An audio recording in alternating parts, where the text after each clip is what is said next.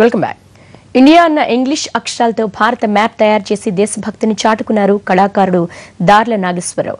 మన దేశానికి సంబంధించి అనేక మ్యాప్లు తయారై ఉంటాయి, కానీ కేవలం చేతి రాతతో తయారవడం మాత్రం ఇదే మొదటిసారి.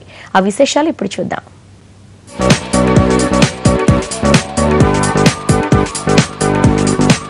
ఈయన పేరు దార్ల నాగేశ్వరరావు. హైదరాబాద్లోని సరూర్ నగర్ నివాసి.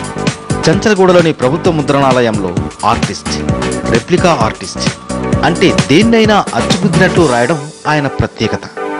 రిపబ్లిక్ డే సందర్భంగా ఈయన 36,668 సార్లు ఇండియా అని స్వయంగా చేతిరాతలో రాశారు. ఇది అంత ఈజీ కాదు. దీని వెనుక ఎంతో శ్రమ ఉంది.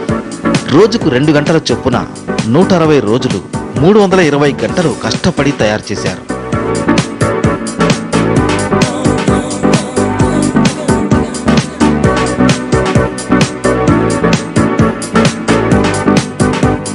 దీన్ని చూడండి.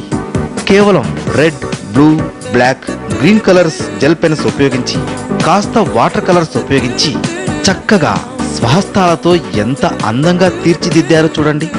ఆగస్టు 15న ప్రారంభించి రిపబ్లిక్ డే నాడు పూర్తి చేశారు ఇతను.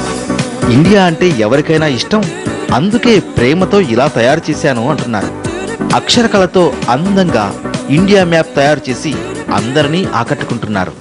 ఇది అక్షరకళ, అక్షరాలతో ఆర్ట్ మాట. అక్షరాలంటే ఇండియా, అందులో INDIA.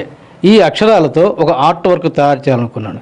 స్వతహాగా నాది లెటర్ ఆర్ట్ మాట. ఎందుకంటే గతంలో కూడా న్యూస్ పేపర్లు చేత్తో రాసే దాని మీద నాకు 4 సార్లు లిమ్కా బుక్ ఆఫ్ రికార్డు కూడా వచ్చింది.